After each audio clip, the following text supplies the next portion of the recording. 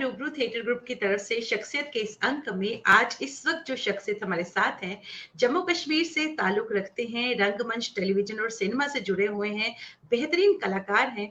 मैं स्वागत करती हूँ श्री किशन भान जी का। बहुत बहुत स्वागत आपका हमारे शो में, बहुत बहुत स्वागत। नमस्कार काजल जी, नमस्कार।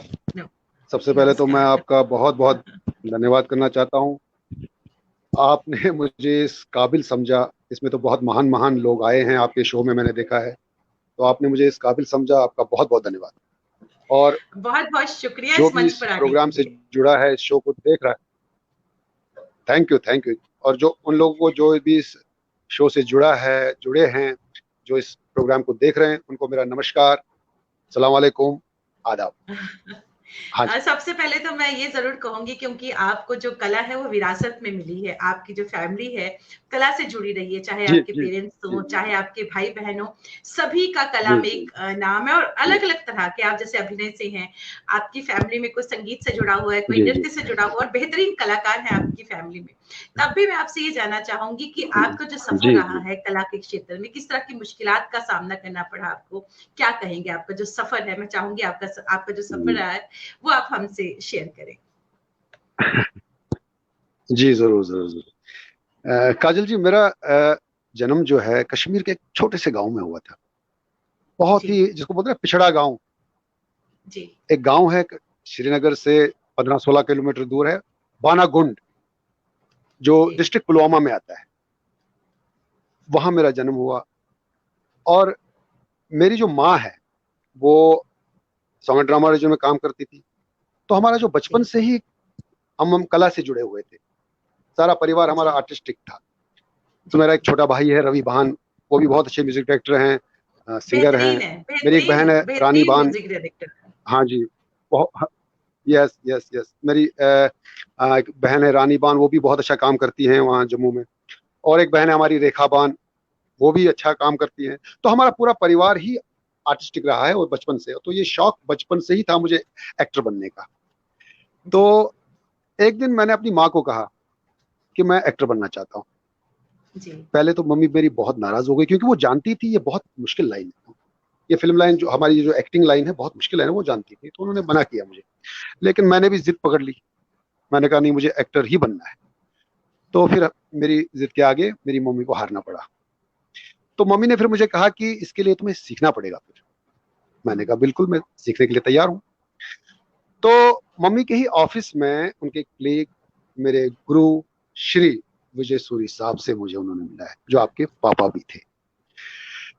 तो अगर मैं यूं कहूं कि बॉम्बे शहर में अगर जो भी मैंने छोटा मोटा काम आज तक किया या कर रहा हूं, ये सारा श्रेय विजय सूरी साहब को ही जाता है। क्योंकि जैसे कि मैंने आपको कहा कि हम कश्मीर के एक छोटे से गांव के रहने वाले थे, और शौक तो था, लेकिन मुझे आता कुछ भी नहीं। मेरी तो प्रोनाउंसिएशन, और हम कश्मीरियों की खासकर और गांव के लोग थे, तो प्रोनाउंसिएशन बहुत ही खराब थी। आज भी इतनी अच्छी नहीं है, लेकिन तब तो ज्यादा ही खराब थी। मुझे भाई और बाई में फर्क मालूम नहीं था, घर और घर में फर्क मालूम नहीं था। ऐसे अगर मैं कहूं कि एक उंगली पकड़कर मुझे विजय सूरी साहब ने चलना सिखाया। और फिर सूरी साहब ने ही मुझे रामलीला में पहली बार गुरु वशिष्ठ का रोल दिया, जो राजा दशरथ के गुरु होते हैं, उनका रोल मुझे सूरी साहब ने दिलाया। और तो थोड़ी तारीफ हुई वहां पे कि यार, क्योंकि गुरु वशिष्ठ जो थी उनकी एज थी 70 साल की और मेरी 17 साल की। वो दाढ़ी वाड़ी लगा के मैंने पहली बार स्टेज पे काम किया, तो लोगों ने थोड़ा अप्रिशिएट किया। और मुझे याद भी, आज भी याद है कि उसमें हमारे, क्योंकि श्रीनगर में जो रामलीला बड़े पैमाने पे होती थी, वहाँ के जो बड़े टैलेंटेड लोग थे, बहुत टेलीविजन के, थिएटर के, रेडियो के सारे कलाकार उस रामलीला में काम करते थे। जैसे मुझे अभी भी कुछ नाम याद हैं, कन्हैया धर जी थे, राजा दशरथ बनते थे। निर्मला जी थी, निर्मला धर जी, वो भी थी उसमें। और मोहन शाह जी थे, वो राम बनते थे। रीता जलाली थी, वो भी सीता बनती थी। तो उन लोगों के साथ मुझे काम करने का पहला मौका मिला, और वो विजय सूरी साहब ने ही मुझे दिलाया था। उसके बाद मैं उनके पास जाता था, वो मुझे एक एक भाव क्या होता है, फीलिंग क्या होती है, उन्होंने मुझे एक एक चीज सिखाई। तो अगले साल ही उन्होंने मुझे लक्ष्मण का रोल दिया था रामलीला में। और जिसको लोगों ने बहुत, तब लोगों ने बड़ी तारीफ की थी कि ये लड़का बहुत अच्छा कर रहा है। और फिर विजय सूरी साहब ने ही, उनके ही ऑफिस में एक एनएसडी पास आउट थे, उनका नाम श्री चंद्रशेखर रैना जी थे, जो जी जी नेशनल जी स्कूल ऑफ ड्रामा से पास आउट थे और साउंड ड्रामा रीजन में जी हाँ काम करते थे। तो उन्होंने वहां श्रीनगर में नया नया थिएटर ग्रुप शुरू किया था स्टेज क्राफ्ट के नाम से। तो विजय सूरी साहब ने मुझे उनसे मिलाया और मेरी थोड़ी तारीफ की भी कि अच्छा एक्टर है ये वो। तो उन्होंने पहला प्ले किया था बीवियों का मदरसा, चंद्रशेखर रैना जी ने। तो उसमें गुलफाम का रोल मुझे उन्होंने दिया, तो उसकी भी थोड़ी सी लोगों ने तारीफ की। और फिर उन्होंने एक और एक प्ले किया, उसका नाम था अमीबा, रामाशंकर निशेष का लिखा हुआ प्ले था अमीबा। तो उसमें दो मेन कैरेक्टर थे, एक गोपी और मुन्ना। गोपी का रोल मैंने किया था, उसकी बहुत लोगों ने तारीफ की थी। बस वहीं से मैं शिकार हो गया था गलतफहमी का। मुझे क्या बात, इतनी आप ज्यादा गलतफहमी हो बेहतरीन गई कि मुझे कलाकार। लगा मुझे लगा मैं बहुत खतरनाक एक्टर हूं, अब तो मुझे जम्मू कश्मीर में नहीं, अब तो मुझे सीधे बॉम्बे जाना चाहिए और बॉम्बे में मेरा स्वागत होगा, वेलकम होगा। तो बहुत बड़ी गलतफहमी का मैं शिकार हुआ था उस टाइम, जब क्योंकि बहुत तारीफ हुई। तो मैंने, अच्छा हम लोग गांव से श्रीनगर शिफ्ट हो चुके थे, श्रीनगर में हम, और मैं हमेशा इसी तलाश में रहता था कि मुझे कोई भी एक ऐसा आदमी मिले जिसका कोई कांटेक्ट बॉम्बे में हो। मैं हर किसी से पूछता था कि आपका कोई बॉम्बे में है क्या, आपका कोई बॉम्बे में है क्या, सबसे पूछता था मैं। तो एक पड़ोसी हमें मिले वहां, तो उन्होंने मुझे कहा कि यार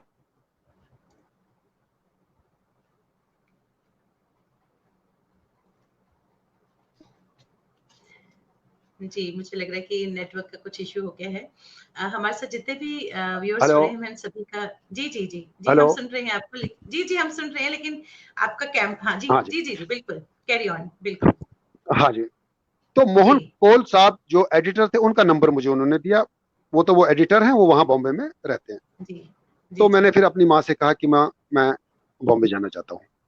तो जी। माँ तो नाराज हो गई, उन दिनों में बहुत दुबला पतला था। तो मम्मी बोलती है कि देखो, न तुम हीरो लगते हो, न तुम विलन लगते हो, न तुम जोकर लगते हो, तो वहां तुम्हें रोल क्या मिलेंगे बॉम्बे में। लेकिन वो पागलपन था, वो एक जुनून था, जी, शायद वो नासमझी जी, थी। और हमारे ही इस चंद्रशेखर रैना जी के ग्रुप में एक लड़का था जिसका नाम था सनातन नेहरू। वो जी, इंग्लिश प्लेस करता था और हमारे ग्रुप में भी काम करता था। वो सनातन नेहरू आज बॉम्बे में बहुत अच्छा काम करते हैं। यहाँ सावधान इंडिया वगैरह अगर आप देखते होंगे शायद, उसको जी, उसके राइटर भी और डायरेक्टर भी, बहुत सारे स्टोरीज उन्होंने लिखी भी है। जी, तो उन्होंने एक दिन, हम लोग रिहर्सल चल रही थी और रिहर्सल खत्म हो गई, तो ऐसी एक मिसाल दी उन्होंने, जिस मिसाल ने जी, मेरी पूरी लाइफ चेंज कर दी। वो इंग्लिश में मिसाल दी थी उसने, सनातन ने, a person who makes a wrong decision of his life has better chances of succeeding than who makes a no decision. तो मैंने उसको बोला था कशिर पेट वन था, कशिर पेट। तो बोलता है मैं हिंदी में बताता हूँ, जी, एक जी। आदमी एक आदमी नहीं, पहले पहले पहले जो पहले आप अपनी लाइफ कश्मीरी में का पहले गलत कश्मीरी फैसला में पहले आप कश्मीरी में बोलिए, फिर हिंदी में बोलिए। युस नफर पन्नी जिंदगी हुंद गलत फैसलो करान, सह कामयाब गि, मगर युस नफर कह फैसले करान सह गि कामयाब। मतलब एक आदमी, एक इंसान जो अपनी जिंदगी का गलत फैसला करता है, वो कामयाब हो सकता है। और जो कोई वो कामयाब कभी नहीं होता है जो कोई फैसला ही नहीं करता। बिल्कुल। ये इस जो ये जब जैसे मैंने ये बात सुनी, मुझे एक माइंड में एकदम स्ट्राइक। मैंने कहा उसको, मैंने कहा देख सनातन, मैंने भी फैसला कर दिया। बोला क्या? मैंने कहा मैं बॉम्बे जा रहा हूँ। बताया पागल मचो गुमत क्यों हो गई? मैं नहीं, तुमने मिसाल क्यों दी मुझे ऐसी? अब तो मैं जा रहा हूँ बॉम्बे। तो खैर, फिर मैं अपनी माँ के पास आया, तो मेरी माँ तो बहुत नाराज हो गई। फिर हमारी मासी थी एक, मासी को मैंने बोला मासी मुझे 500 रुपये चाहिए और मैं आपको परसों दे दूंगा। मासी हमारी बहुत अच्छी थी, वो बहुत अच्छी है वो भी। तो मासी ने बोला मेरे पास 400 रुपये है, ये लो। तो वो 400 रुपये लिए मैंने, और मैं घर अपने गया। वहां से मैं कुछ कपड़े बड़े बैग में भर के और सीधे जम्मू रेलवे स्टेशन, और सीधे ट्रेन पकड़ी मैंने। 70 रुपीज तक टिकट थी बॉम्बे तक, और मैं बॉम्बे।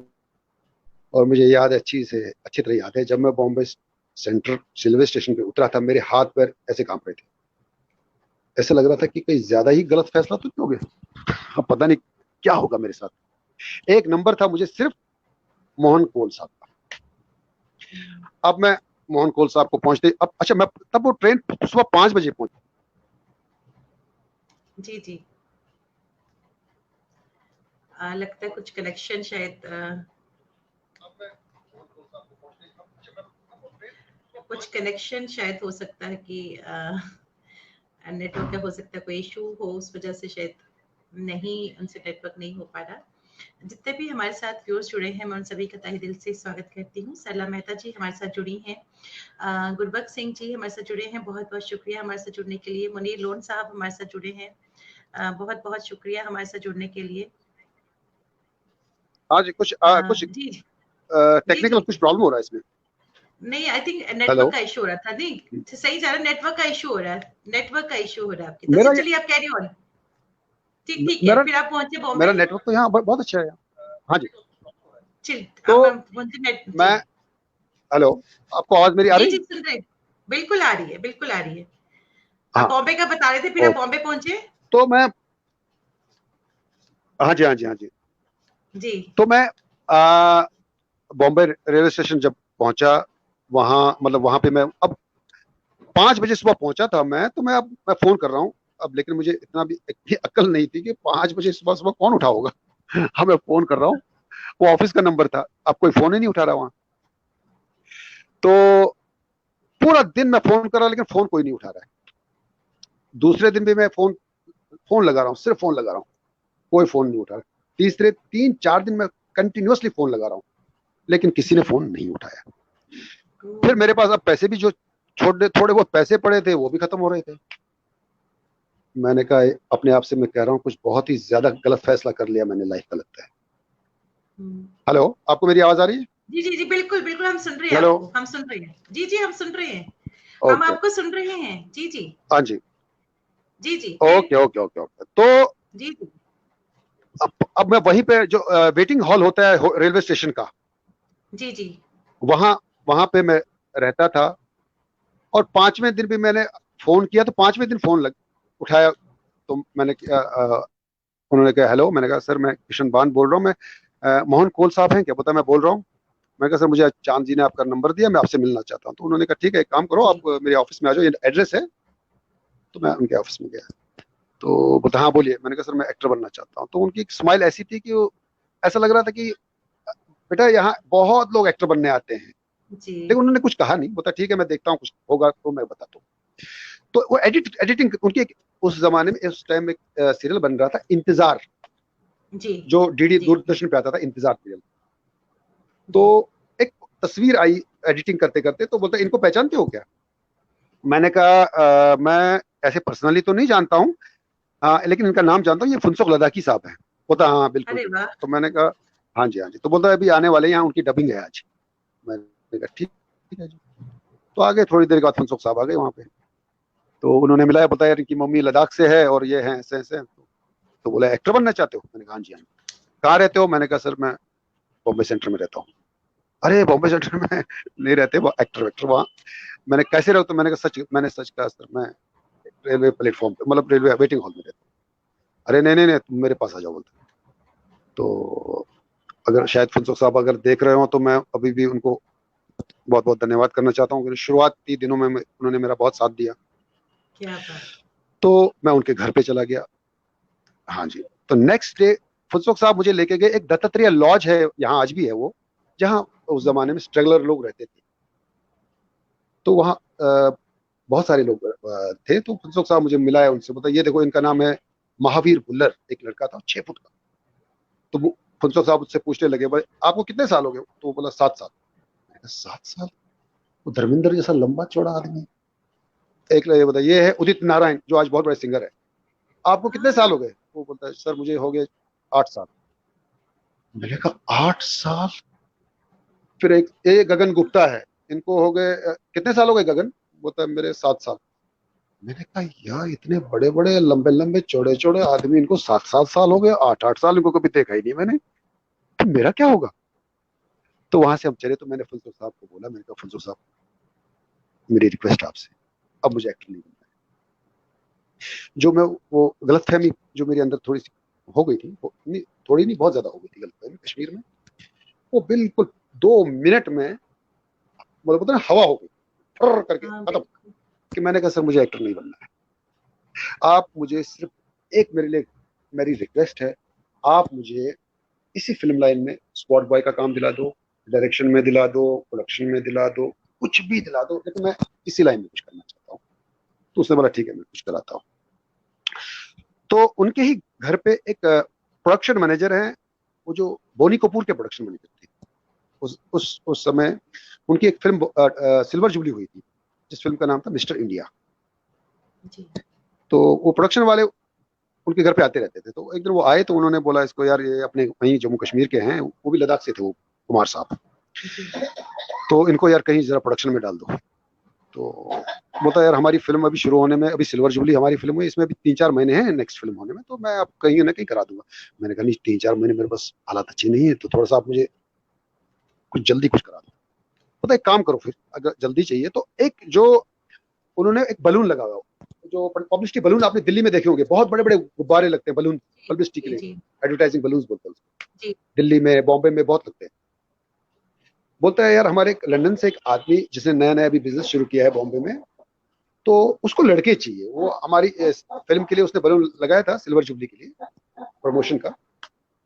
वो मुझसे कह रहा था कि मुझे लड़के चाहिए, तो ये नंबर ले लो, ये एड्रेस ले लो, आप उसके पास जाओ और मेरा नाम दे दो, वो आपको काम दे देगा। तब तक 3-4 महीने आप उनके पास काम करो, उसके बाद में कहीं ना कहीं आपको प्रोडक्शन में या कहीं लगा दूंगा।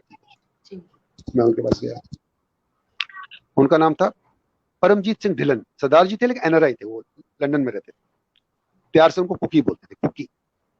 तो मैंने कहा सर मुझे इस तरह कुमार साहब ने भेजा है, वो अच्छा उनको मजदूर चाहिए था, वो जो लेबर्स होते हैं ना, लेबर जो सिलेंडर उठाने वाले, गैस भरने वाले, उनको वो उस टाइप मजदूर टाइप के लोग चाहिए थे। तो अब मेरे कपड़े वोड़े थोड़े अच्छे थे, तो बोलता है, मैंने कहा सर कुछ सेल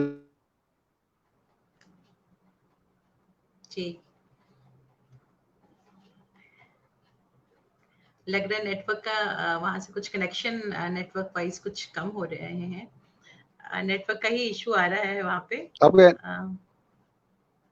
हाँ, तो उनको थोड़े से मजदूर टाइप के लोग चाहिए थे।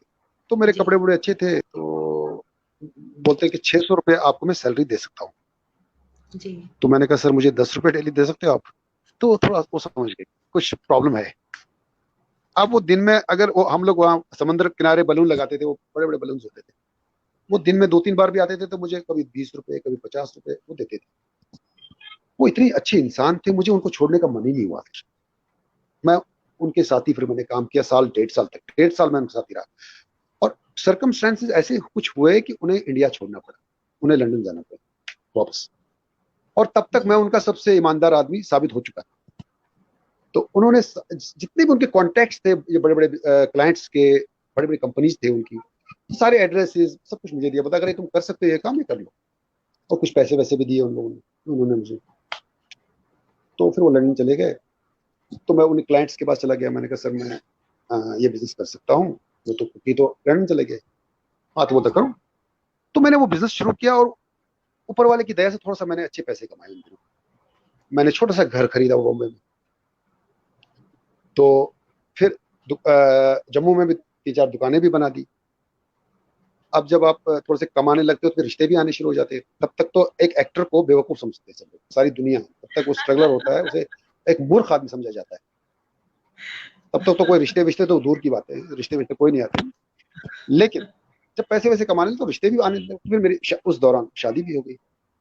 अब एक दिन मैं अपने घर पे बैठा हूँ, और मैं अपनी वाइफ से मैंने कहा यार मैं आया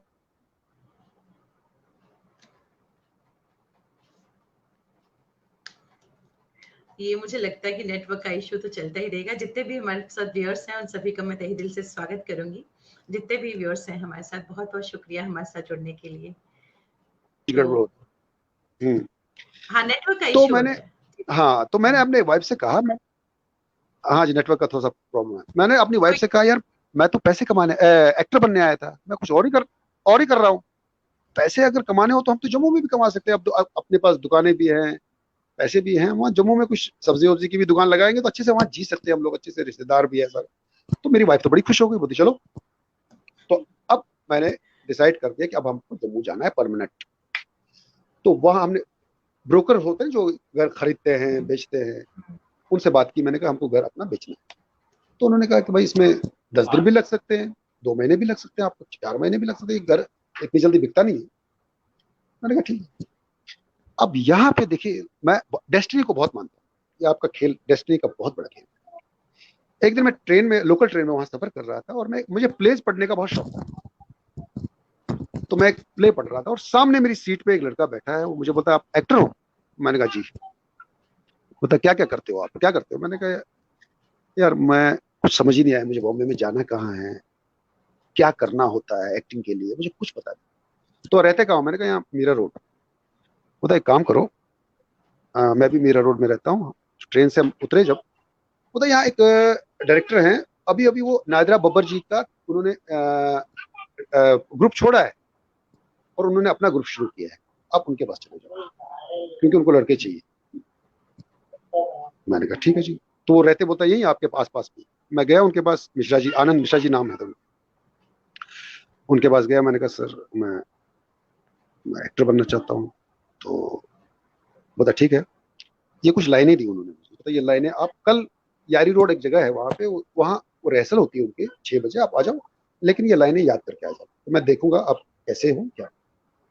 वो लाइनें थी, वो बड़ी मुश्किल लाइनें थी। मैंने भी, हिंदी बहुत खराब है मेरी, तो वो शुद्ध हिंदी में थी। आज तक मुझे वो लाइनें आज भी याद है।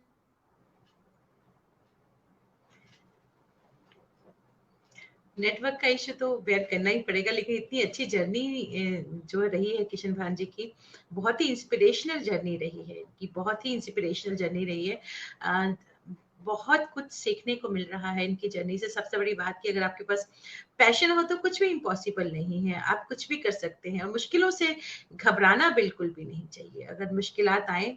और डेस्टिनी ऑल्सो प्लेज इट्स, अपना जो रोल है वो जरूर प्ले करती है डेस्टिनी। तो आज कुछ नेटवर्क का प्रॉब्लम है इसमें। हाँ जी जी, कोई नहीं, लेकिन आपकी जर्नी बहुत ही इंस्पिरेशनल है, बहुत ही इंस्पिरेशनल जर्नी है आप जी।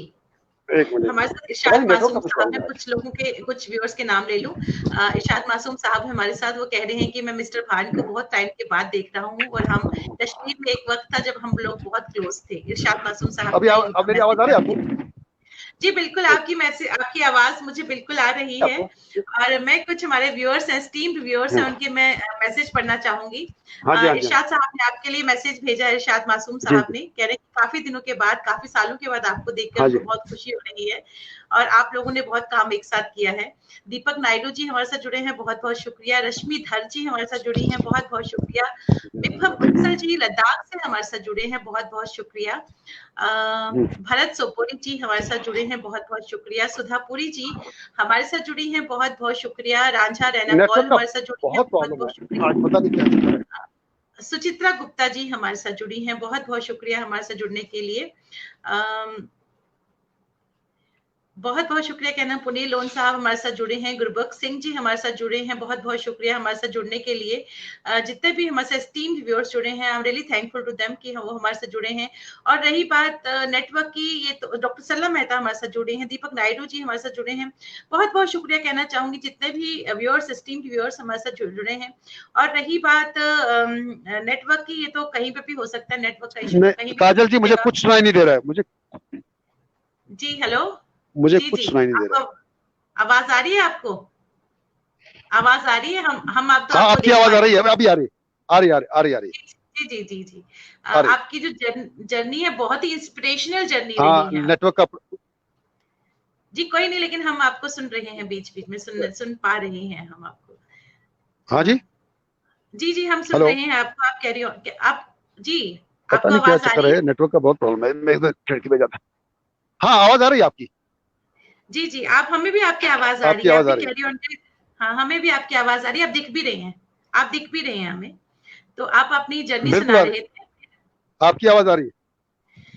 हमें आपकी आवाज भी आ रही है। आपकी जो जर्नी आप हमसे शेयर कर रहे थे कि फिर आपने नादिरा बब्बर जी का जी आवाज आ रही है आपको?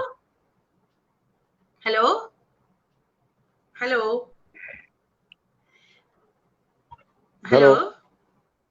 जी, आपको आवाज आ रही है हमारी? हेलो जी हाँ, जी आ रही है, आपकी आवाज आ रही है मुझे जी। आप अपना सफर जो आप हमसे शेयर कर रहे थे, उसको प्लीज जारी रखिए। आ रही है, कट वो आपका नेटवर्क का इशू है, इसलिए कट के आ रही है। आपका नेटवर्क का इशू है, इसलिए कट के आ रही है। जी, आपका सफर जो आप हमसे शेयर कर रहे थे वो प्लीज। हाँ, ये पता नहीं क्यों कट कट के आ रही है जी, एक नेटवर्क का इश्यू है। मैं तो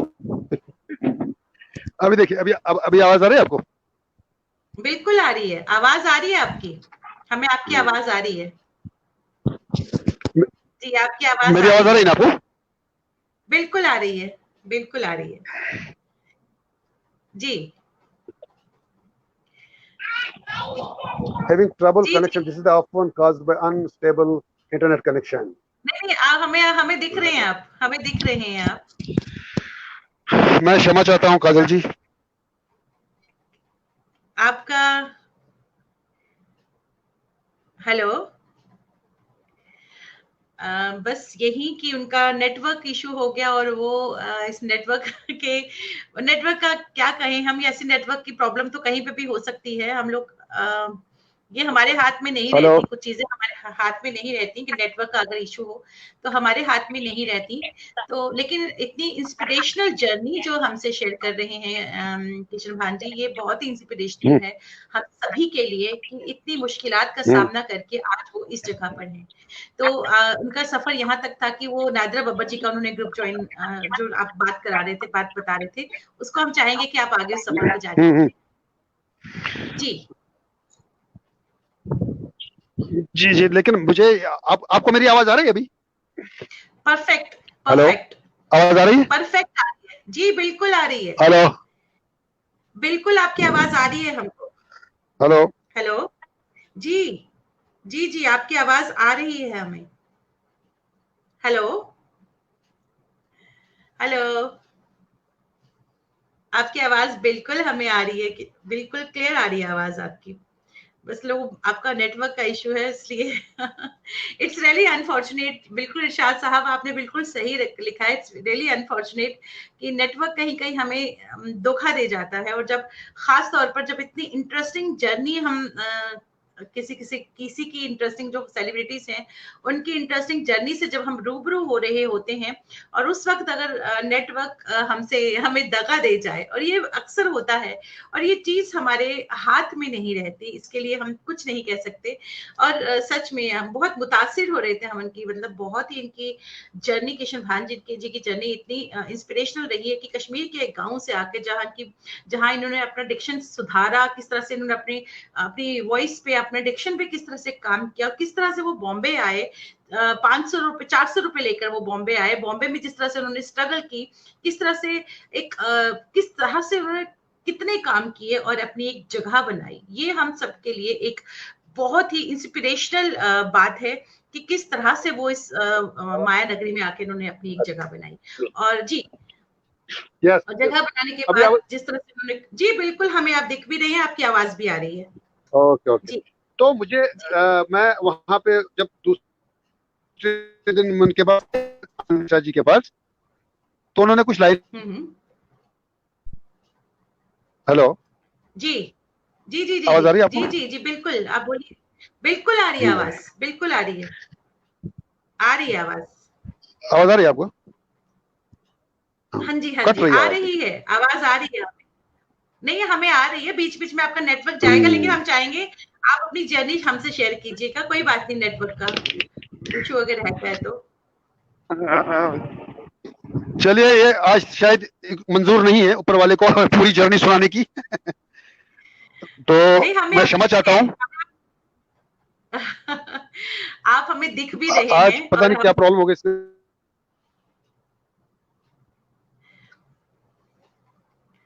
अगर आज हमारा नेटवर्क नहीं इनका, किशन जी का नेटवर्क अगर हमारा, हम अभी भी साथ नहीं दे रहा, अगर हम कोशिश कर भी रहे हैं, तो हम जरूर चाहेंगे कि अगली बार हम किशन जी से जरूर रूबरू हों। लेकिन अभी हम फिर भी कोशिश कर रहे हैं कि इनके साथ हमारा जो बातचीत है वो कंटिन्यू रहे। कोशिश कर रहे हैं, देखते हैं कि उस कोशिश में हम कितने कामयाब हो जाते हैं, या फिर आज नेट हमें इतना धोखा दे जाएगा कि हमारी बात नहीं हो पा रही अब। लेकिन अभी वही नेटवर्क का इशू ही लग रहा है, और ये कुछ चीजें वाकई हमारे हाथ में नहीं होती। और इस वक्त किशन जी हमारे साथ बॉम्बे से बात कर रहे हैं, और मे भी बॉम्बे में कुछ होगा जहाँ पे वो रहते हैं, नेटवर्क का कहीं भी इशू हो सकता है, कहीं पे भी हम रहते हैं तो नेटवर्क का इशू तो आ ही जाता है। लेकिन बहुत ही जी, हम लोग इसका जिस तरह से संजय सिंह लिखते हैं कि हम इसका पार्ट 2 कंटिन्यू रखेंगे। जी, कोशिश तो यही रहेगी कि इसका पार्ट 2 भी कंटिन्यू करें। लेकिन आज यही कोशिश कर रहे हैं कि आज हमसे उनकी बात हो जाए, लेकिन ऐसा मुश्किल लग रहा है कि लेकिन हर इंसान, मैं मानती हूँ कि हर इंसान के सामने मुश्किलात आती हैं, क्योंकि ज़िंदगी जो है ये इट्स लाइक पैराडॉक्स। तो मुश्किलात आती हैं और मुश्किलात कहाँ से आ जाएँ हमें पता नहीं चलता, लेकिन उन मुश्किलात के सामने हमें हार नहीं माननी चाहिए। और एक स्ट्रगल जो होता है, उस स्ट्रगल को करके उस स्ट्रगल, वो कहते हैं ना कि अंधेरी गुफा के बाद रोशनी की किरण ज़रूर आती है।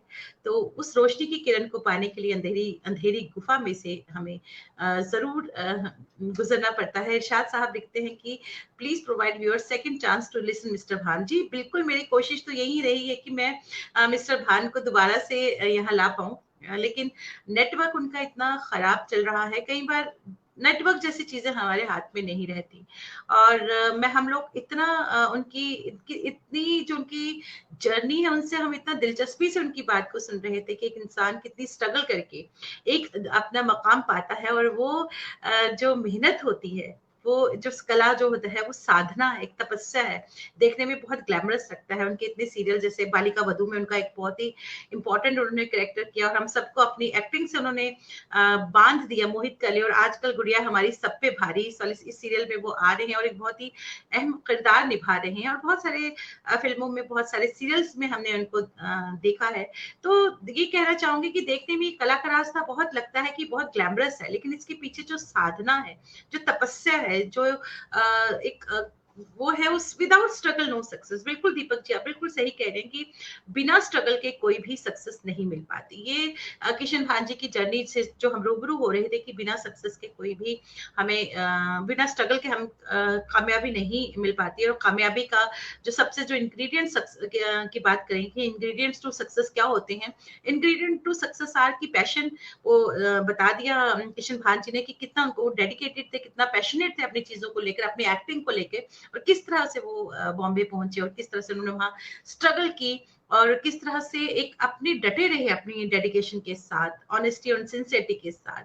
तो और आज वो इस मकाम पर है। लेकिन हम जरूर चाहेंगे कि हम उनसे अभी इशू आ रहा है नेटवर्क का, लेकिन जरूर चाहेंगे उनसे हम दोबारा रूबरू होंगे। आज नहीं हो पाए तो, लेकिन इंशाल्लाह जल्दी ही हमसे, ऊपर वाले ने चाहा तो हम जल्दी ही उनसे फिर से रूबरू होंगे। नेटवर्क का इशू हमारे हाथ में नहीं होता।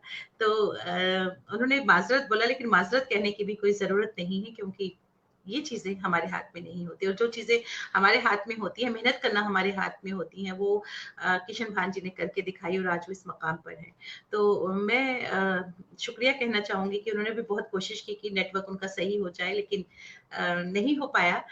लेकिन फिर भी आज आप सभी लोग हम हमारे साथ जुड़े रहे उनकी जर्नी के साथ। कोशिश जरूर करेंगे कि उनसे जल्दी मुलाकात हो, जब नेटवर्क उनका ठीक होगा। बहुत जल्दी ऐसा हम चाहेंगे कि ऐसा हो। मैं आप सभी का शुक्रिया कहना चाहूंगी, जितने भी व्यूअर्स हमारे साथ जुड़े हैं। ये कहना चाहूंगी कि 27 अक्टूबर को हमारे शख्सियत के 100 एपिसोड्स कंप्लीट हो रहे हैं। आप सभी की दुआओं की वजह से, आप सभी की शफकत और मोहब्बत की वजह से हमारे शख्सियत के 100 एपिसोड्स कंप्लीट हो रहे हैं, और शख्सियत का सीजन 2 31 तारीख से शुरू हो रहा है, और 31 तारीख को हमारे साथ एक बहुत बड़ी लेजेंडरी एक्ट्रेस रहेंगी हमारे साथ, हमारे सीजन 2 में। शख्सियत के 31 को 27 को खत्म हो जाएगा, और 31 से हम फिर से इसका सीजन 2 स्टार्ट करेंगे, आप सभी की दुआओं के साथ। और बहुत बहुत शुक्रिया कहना चाहूंगी आपको हमारे साथ जुड़ने के लिए। कल हमारे साथ जुड़ेंगी, जम्मू कश्मीर से ही ताल्लुक रखती हैं, एक बहुत बड़ी, बहुत नाम है उनका, सीरियल से जुड़ी हुई हैं, दूरदर्शन के सीरियल से जुड़ी हुई हैं, कश्मीरी सिनेमा से, रीजनल मूवी से जुड़ी हुई हैं, लेखिका हैं, पोइटस हैं, और आकाशवाणी से जुड़ी हुई हैं। कुसुम धर जी कल हमारे साथ होंगी, तो जुड़िएगा कल शाम को 7 बजे हमारे साथ। मिलते हैं कल शाम को 7 बजे। लेकिन मैं फिर से अपनी तरफ से आपसे माजरत कहना चाहूंगी, जबकि हमारे हाथ में नहीं होता नेटवर्क, लेकिन फिर भी माजरत की नेटवर्क की वजह से आज किशन भान जी से हमारी पूरी मुलाकात नहीं हो पाई। लेकिन हम जरूर चाहेंगे कि उनसे हमारी दूसरी मुलाकात जल्दी ही हो और हम उनसे बात कर पाए। और ज़रूर चाहेंगे, क्योंकि उनकी जो जर्नी थी, जितनी हमने सुनी नेटवर्क इश्यू के साथ-साथ, जितनी हमने जर्नी सुनी, it was remarkable, it was just remarkable और इंस्पिरेशनल है, ख़ास तौर पे यंग परफॉर्मर्स के लिए। एक एक एक जिस तरह कहते हैं, एक वर्कशॉप की तरह ही, कि बहुत कुछ सीखने को मिलता है। तो बहुत-बहुत शुक्रिया कहना चाहूँगी एक बार फिर से सभी का। जुड़िएगा कल शाम को 7 बजे हमारे साथ एक नई शख्सियत के साथ। तब तक के लिए शुभ रात्रि और नमस्कार। नमस्कार। रूबरू थिएटर ग्रुप की तरफ से शख्सियत के इस अंक में आज इस वक्त जो शख्सियत हमारे साथ हैं, बेहतरीन कलाकार, एक बहुत अच्छे इंसान, और हम लोगों से उनकी पहले मुलाकात हो चुकी है।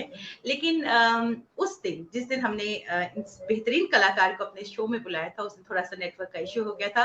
जैसे कि हम सभी जानते हैं कि कुछ चीजें हमारे हाथ में नहीं होती, खासतौर पर अगर हम नेटवर्क की बात करें तो ये चीजें हमारे हाथ में नहीं होती। और सबसे बड़ी बात है कि उनकी जो जर्नी रही है, बहुत बहुत बहुत इंस्पिरेशनल जर्नी है। जिस तरह से आज हमारा एक शो हुआ था 4 बजे, उसमें हमारे साथ थिएटर का एक बहुत बड़ा नाम, लेजेंड जिनको कह सकते हैं, रवि तनेजा जी थे। जिस तरह से उनकी जर्नी बहुत ही रिमार्केबल रही है, उसी तरह किशन भान जी, अगर मैं किशन भान जी को कहूँ, बेहतरीन इंसान लेकिन कलाकार लाजवाब। उनकी जो हमने जर्नी से हम उससे रूबरू हुए, कमाल की जर्नी, और किस तरह से मुश्किलात तय करके वो इस मकाम पर पहुंचे। लेकिन उस दिन हम उनकी पूरी जर्नी से रूबरू नहीं हो पाए, क्योंकि उस दिन नेटवर्क का इश्यू हो गया था। तो उनकी आगे की जर्नी से आज हम रूबरू होंगे। तो मैं वेलकम करती हूँ श्री किशन भान जी का।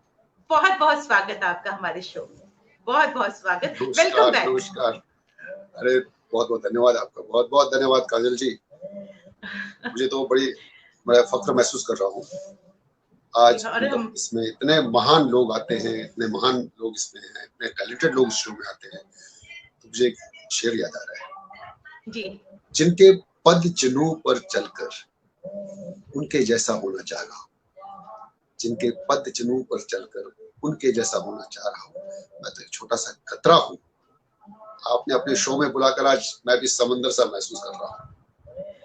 ये तो आपका बड़प्पन है, ये तो आपका बड़प्पन है। इतने बेहतरीन कलाकार और लाजवाब इंसान हैं आप। और जो हमने आपकी जर्नी उस दिन सुनी, जो इनकम्प्लीट रह गई, वो अपने आप में इतनी अमेजिंग जर्नी है, इतनी अमेजिंग है।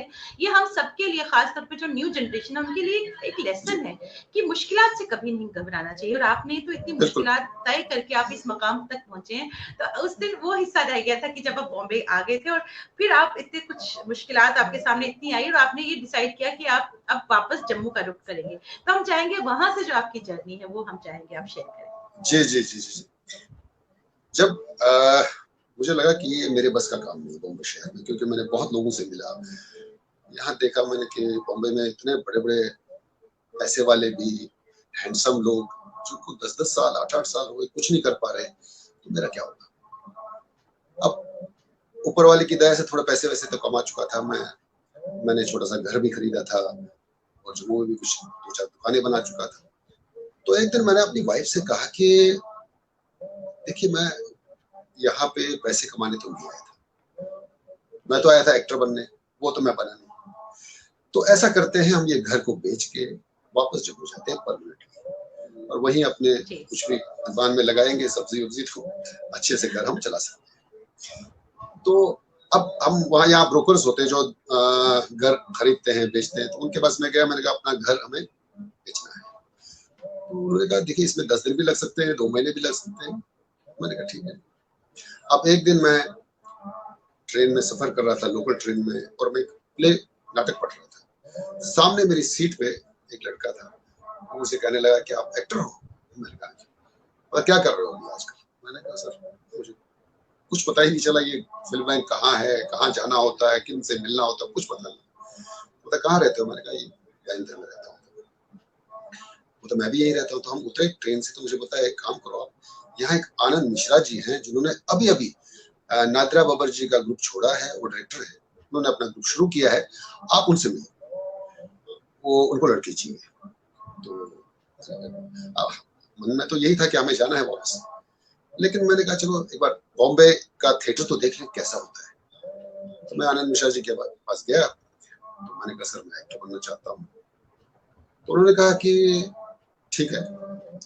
ये कुछ लाइनें उन्होंने दी मुझे, बोला आप ये कल 6 बजे हमारी रिहर्सल होती है, यारी रोड एक जगह है बॉम्बे में, वहाँ रिहर्सल होती है, आप वहाँ आ जाओ, ये लाइनें याद करके आना पड़ेगा आपको। वो लाइनें बड़ी कठिन सी लाइनें थी, बड़ी मुश्किल लाइनें थी, और उन लाइनों का मतलब तो मुझे आज भी समझ में नहीं आया, लेकिन लाइनें मुझे आज भी याद है। वो लाइनें बोलने के बाद बहुत कुछ चेंज, वो लाइनें मुझे आज भी, मैं आपको सुनाता हूँ वो लाइनें। बिल्कुल, बिल्कुल। वो था मनुष्य का आत्मबोध, ये कि मैं हूं और एक मनुष्य हूं, इतिहास में कोई पुरानी घटना नहीं है। हम इस घटना, इस आत्मबोध के इतने आदी हो चुके हैं, लगता है मानो ये मानव स्वभाव का कोई शाश्वत तत्व हो, उसके मनुष्य तत्व से जुड़ा हुआ मनुष्य की चेतना का अभिन्न भाव, चिरंतन और सार्वभौम, जिसका दिशा काल से कोई संबंध ना हो। हम अक्सर भूल जाते हैं मनुष्य की आत्मचेतना कि मैं धरती पर अकेला अजनबी हूँ और स्वयं अपनी नियति के लिए जवाब दूं। यहूदी ईसाई परंपरा का अंग है, जिसने पश्चिमी सभ्यता को एक विशिष्ट आध्यात्मिक चरित्र प्रदान किया। उस परंपरा की अंतिम परिणति, तार्किक परिणति, रेनेसां मनुष्य को सर्वांगीण व्यक्तित्व में प्रस्फुटित हुई, जिसे अपने अहम पर भरोसा था, जो धरती के केंद्र में था, जिस तरह धरती सौरमंडल के केंद्र में थी, जिसकी कसौटी पर दुनिया की हर चीज नापी जाती थी। आत्मविश्वासी, आत्मकेंद्रित, गर्विला मनुष्य। ये लाइनें जब मैंने बोली तो सब लोग ताली बजाने लगे। क्या हुआ? मैं यहाँ से देख रहा हूँ ताली बजा रहे, तो क्योंकि बॉम्बे का थिएटर मेरे दिमाग में बहुत पूर्ण था और मुझे लगा बॉम्बे के एक्टर मेरे पे तालियां बजा रहे हैं, तो मुझे मैं थोड़ा इमोशनल हो गया। और जो मेरा कॉन्फिडेंस जो खो चुका था, जो मेरा जो आत्मविश्वास खत्म हो चुका था, वो थोड़ा सा वो थोड़ा सा वापस आ गया मुझे, कि मुझे लगा यार मैं तो अच्छा हूँ, क्योंकि सब लोग ऐसे ये ऐसे ही देख रहे थे मुझे। क्या बात। तो हाँ जी, तो आनंद मिश्रा जी मुझे बोलने लगे कि अब तुम हमारे थिएटर में रहोगे, और लेकिन मैं तुम्हें डबल कास्ट में रखूंगा। एक मेन कैरेक्टर है उसमें, वो गौरी शंकर एक लड़का वो कर रहा था, तो उन्होंने कहा कि इस बार ये शो ये करेगा, लेकिन नेक्स्ट जब कभी ये शो होगा तो तब तुम करोगे। लेकिन मुझे मन में तो यही कि हमें जम्मू जाना है। मैंने कहा जब चलो, जब तक घर बिक जाएगा तो ये भी करते रहेंगे। तो लेकिन बस मैं फिर एक बार कहूंगा कि डेस्टिनी का बहुत बड़ा खेल है। अब प्ले हमारा है परसों, यानी कल नहीं परसों, और इस गौरी शंकर को एक फिल्म मिली, ABCL production, Amitabh Bachchan production ने तब उन्होंने एक प्रोडक्शन शुरू किया था, उन्होंने एक फिल्म शुरू की थी, तेरे मेरे सपने, अरशद वारसी और चंद्रचूड़ सिंह थे। उसमें उसको एक छोटा सा रोल मिला, वो भाग गया। अब पूरी खलबली मच गई सारे थिएटर में कि अब क्या होगा। तो आनंद मिश्रा जी मुझसे कहने लगे कि कर सकते हो। मैंने कहा मुझे कुछ याद नहीं। एक दिन तो पूरी रात मैं जागा हूं और पूरी रात मैंने उसे इतनी, बहुत शिद्दत थी असली में, क्या वो देखिए वो जुनून था। मैंने पूरी रात किया, और एक दिन छोड़कर दूसरे दिन हमने वो प्ले पृथ्वी थिएटर, वो भी पृथ्वी हमारे बहुत ही सम्मानित बॉम्बे में थिएटर है पृथ्वी थिएटर, वहां वो शो हुआ। तो उसके बाद थोड़ा सा लोग मुझे सीरियस लेने लगे। तब तक तो बहुत ही मैं समझ रहा था, चाय लेके आओ, चाय लेके आओ, चाय लेके आओ। उसके बाद मुझे रोल मिलने लगे वहां। उस ग्रुप के बाद मुझे फिर के राणा जी को जानते होंगे आप, इला जी, इला अरुण जी है, उनका थिएटर ग्रुप सुरनाई, उसमें मुझे काम मिला। उसके साथ मैंने कहीं शोज किए, और अभी हाल फिलहाल में हमने यहाँ 2-3 साल पहले ही हमने जम्मू में भी शो किया था। पीर गनी एक प्ले है, बहुत फेमस, जबरदस्त, बहुत फेमस प्ले है, और उसमें मेरा बहुत छोटा सा रोल है, लेकिन बहुत ही इंपॉर्टेंट रोल है। तो मुझे तब भी, मैं उस दिन बहुत इमोशनल हुआ था स्टेज पे। उन्होंने, इला जी ने कहा कि मैं बहुत खुशनसीब हूँ कि मेरे साथ किशन बान है, तो मुझे बहुत अच्छा लगा था स्टेज पे जब जम्मू में उन्होंने कहा। तो ये मेरे लिए मतलब ये कुछ पल हैं जो मेरे लिए बहुत ही सुकून देती है। तो इसके बाद उसी ग्रुप में कुछ लोग कास्टिंग डायरेक्टर बन गए, कुछ लोग डायरेक्टर बन गए। तो एक मेरे दोस्त, बहुत अच्छे दोस्त बन गए, उनका नाम है सागर कागरा, जो आज बहुत फेमस है, टेलीविजन के बहुत सारे शो, सास भी कभी बहू वगैरह डायरेक्ट करते हैं। तो उन्हें एक शो मिला था मुकेश खन्ना जी का, डीडी पे आता था, सोतेला। एक दिन मुझे उसका फोन आया, सागर का, बोलता है यार 2 दिन का काम है, इसमें आ जाओ, कॉमेडी रोल है थोड़ा सा। मैंने कहा तो मैं एक्टिंग कर रहा हूँ। मुकेश जी कभी नहीं आते थे सेट में, उस दिन वो आ गए थे और वो मॉनिटर में बैठे थे। तो सागर को कहने लगे कि यार उनको किसने कास्ट किया? तो उसने बोला मेरा दोस्त है, मैंने किया। तो इनका रोल बढ़ाओ, राइटर को बोला इनको बढ़ाओ। तो मेरा रोल बहुत बड़ा दिया क्या बात। जी, तो उसमें बड़े सौतेला में बहुत बड़े-बड़े लोग कलाकार थे। तो उसमें मैंने बहुत काफ़ी दिन काम किया और उस बीच थोड़ी-सी प्रैक्टिस हो चुकी थी कैमरे के साथ काम करने की। तो एक फ़ोन आता है मुझे कोऑर्डिनेटर का। कोऑर्डिनेटर और कास्टिंग डायरेक्टर में फ़र्क होता है। कास्टिंग डायरेक्टर होता है जो आपको मेन कैरेक्टर्स होते हैं, कास्टिंग डायरेक्टर करते हैं। कोऑर्डिनेटर होता है जो 3 दिन 4 दिन के काम होते हैं, छोटे-छोटे रोल्स होते हैं, कोऑर्डिनेटर करते हैं। एक कोऑर्डिनेटर का मुझे फ़ोन आता है कि कल एक ऑडिशन है, कल आ सकते हो क्या? तो मैंने कहा कौन सा सीरियल है? मतलब बालिका वधू। बालिका वधू उन्हीं दिनों शुरू हुआ था और हिट हुआ था, बहुत ज्यादा हिट हुआ। तो मुझे अपनी जगह लगा यार बालिका वधू मेरे कहाँ। तो मैंने पूछा सर रोल क्या है? बोलता है गरीब बाप। तो मैंने अपने आप को देखा, मैं तो गरीब लगता ही मुझे लगा चलो मैं जाता हूँ। तो वहां जब मैं दूसरे दिन ऑफिस में गया तो वहां देख रहा हूँ मैं 20-25 गरीब बाप लाइन में बैठे हुए। मेरा मूड बहुत खराब। मैंने कहा इतने लोग, इतने कहाँ होगा अपना। अच्छा एक लड़की आई मेरे पास, बोलती है सर आप फादर के लिए आए हैं? मैं कहा तो एक स्क्रिप्ट दी उन्होंने मुझे बहुत लंबी सी, और पहला डायलॉग था गनी खमा। मैंने कहा मैडम ये क्या लिखा है? बोलते गनी खमा। मैंने कहा ये क्या होता है? बोलती है राजस्थानी में नमस्ते को गनी खमा बोलते। फिर मैंने आगे देखा तो उसमें लिखा माजी सा ठारे मारे। मैंने कहा ये अपने से होगा नहीं, बड़ी अलग अटपटी सी लैंग्वेज है। मैंने वो जेब में रखा स्क्रिप्ट में चला गया। मैंने कहा यहाँ इज्जत खराब हो जाएगी भाई, बड़ी अजीब सी लैंग्वेज है। चला गया तो ऊपर रास्ते में जा रहा हूँ, चल रहा हूँ मैं, तो मैंने अपने आप से बात कर रही, भगवान तुम भी यार क्या सपने दिखाते हो, सपने तोड़ देते हो। तो फिर मुझे आइडिया है कि यार इतने लोग हैं वहां, कम से कम इनको 4-5 घंटे लगेंगे, तब तो तुम्हें याद कर ही सकता, रट्टा तो मार ही दो। तो मैं अच्छा ये थोड़ी सी मेरी एक प्लस पॉइंट था कि मुझे याद बड़ी तेज है, मुझे जल्दी स्क्रिप्ट याद हो जाती थी। तो मैं एक पार्क जैसे गार्डन था वहां, तो मैं याद कर रहा हूँ तो 1-1.5 घंटे में मुझे पूरा याद हो गया। मैं वापस गया, मैंने कहा मैडम मैं रेडी हूँ। हाँ बताइए। मैंने ऑडिशन दिया तो वो लड़की मुझे बोलती है सर पहले एक्टर आप हैं जिसने पूरी लाइनें बोली, बोलती बाकी सब आधे में ही अटक गए। मैंने क्या बात करते हैं? बोलते हाँ जी। मैंने कहा मेरा होगा क्या? बोलती सर मैं नहीं बोल सकती हूँ, ये तो मैं नहीं, लेकिन आपने पूरी लाइनें बोली। बहुत लंबा पेज था वो। मैंने ओके, चला गया मैं घर। दूसरे दिन मुझे फोन आता है कि सर आप ऑफिस आइए। मैं ऑफिस गया, तब मेरी मूछें नहीं थी, तो उन्होंने मूछ लगाई, उन्होंने पगड़ी वगड़ी बांधी मुझे, फिर कुछ फोटोग्राफ्स लिए, तो बोले आप बैठिए। एग्रीमेंट लेके आए, बोले ये 4 दिन का काम है आपका सिर्फ, और इसमें आपकी बेटी है, उसकी शादी होती है, ऐसे ऐसे सुने। तो लेकिन वो मैंने कम से कम 4-5 साल किया उसको। हाँ रेगुलर नहीं था, लेकिन जब भी आता था बहुत ही इंपॉर्टेंट रोल था, बहुत ही अच्छा रोल था उसमें। हम जिस बिल्डिंग में रहते हैं, मेरी कुछ औरतें आती थी कि आपने रुला दिया, हमारे घर पे आते थे, आपने रुला दिया। बहुत अच्छा रोल था। बस वहां से थोड़ी सी मेरी स्ट्रगल आसान हो गई, क्योंकि सारे जो टेलीविजन के यहाँ के कास्टिंग डायरेक्टर मुझे जान गए सारे, मैं तो किसी को नहीं जानता था, सब मुझे जान गए, और मुझे बहुत सारे फोन आने लगे। मैंने फिर उसके बाद अदालत, महाबली हनुमान अगर एक शो था महाबली, उसमें मैं शंकर भगवान बन रहा था, जो जब भी भगवान शंकर रूप चेंज करते थे, कभी वैद्य जी बनते थे, कभी भिखारी बनते थे, वो मैं ही करता था। उसमें बहुत अच्छा रोल था मेरा महाबली हनुमान में।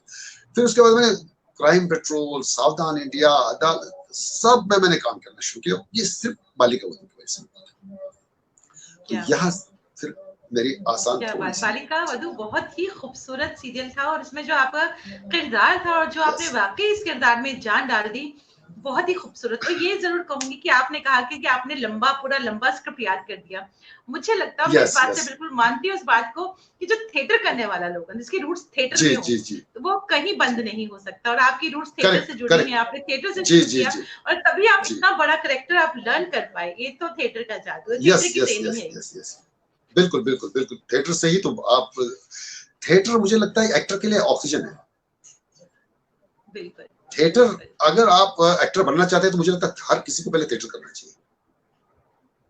थिएटर में जो आपको मिलता है वो कहीं आपको नहीं मिलेगा, तो थिएटर बहुत जरूरी है हमारे लिए। तो अभी आप इसके अलावा अभी आप एक बहुत ही मकबूल सीरियल कर रहे हैं, उसके बारे में हम आपसे जानना चाहेंगे। ये अभी हाँ, ये एक गुड़िया हमारी सब पे भारी है, अभी आजकल चल रहा है। तो लेकिन मुझे कोविड हो गया था, कोरोना हो गया था। हाँ, उसकी वजह से मैं उसमें क्वारंटाइन में था, तो अभी मेरी एंट्री परसों से वापस हो रही है। हाँ जी, हाँ जी। तो ये आजकल बहुत लोग उसको लाइक कर रहे हैं और उसको लिखा भी बहुत अच्छा है समता जी ने। समता जी ने लिखा है। समता जी लिखती है बहुत, she is a very talented, she is very talented, खूबसूरत लिखती हैं, बहुत अच्छा लिखती है, बहुत अच्छी लिखती है। उसमें मेरा बहुत अच्छा रोल है, मैं करता हूँ उसमें। हाँ जी, कॉमेडी सीरियल है वो, तो कॉमेडी है, कॉमेडी सीरियल, जी जी जी जी, कॉमेडी कॉमेडी। तो आपको लगता नहीं कि कॉमेडी करना बहुत आसान नहीं है? मुझे लगता है सबसे मुश्किल कॉमेडी करना है। कॉमेडी लिखना और कॉमेडी करना सबसे मुश्किल काम है। yes. आप ये देखिए, जो सीरियस रोल करना ये बहुत इजी है, इसमें मुझे नहीं लगता कोई ज्यादा मुश्किल काम है। लेकिन कॉमेडी करना ये बहुत टाइमिंग है, इसमें बहुत सारी चीजें आपके पास होनी चाहिए, एक सेंस होनी चाहिए आपको, वो सेंस ऑफ ह्यूमर अंदर होना चाहिए आपके अंदर। तो कॉमेडी सबके बस की बात नहीं है। मुझे लगता है कॉमेडी लिखना भी बहुत मुश्किल है और कॉमेडी करना भी सबसे मुश्किल है, सबसे मुश्किल काम एक्टिंग में। तो अच्छा, बालिका वधू से थोड़ा सा एक नुकसान मेरे साथ ये हुआ कि मुझे सब गरीब बाप ही समझते हैं, क्योंकि जो रोल जो भी मिलते हैं ये तो ऊपर वाले भगवान की मेहरबानी से मुझे इसमें पहली बार थोड़ा सा कॉमेडी रोल मिला। नहीं तो जितने बालिका वधू के बाद मुझे रोल मिले सब वही दुखी गरीब बाप। मैंने क्राइम पेट्रोल में कम से कम 200-500 एपिसोड कर चुका हूँ, मैं सिर्फ वही गरीब और दुखी बाप। तो मैं सबको बोलता था यार मैं कॉमेडी भी कर सकता हूँ भाई, लेकिन वो यहाँ छाप लग जाती है एक बार आपने वो बालिका वधू, क्योंकि बहुत ज्यादा हिट था, तो इस वजह से हर कोई मुझे वही गरीब दुखी उसी के लिए बुलाते हैं। तो इसने थोड़ा सा, ये गुड़िया हमारी ने थोड़ा सा चेंज कर दिया कि इसमें थोड़ा सा मेरा डिफरेंट रोल है। तो मेरी एक फिल्म भी आ रही है।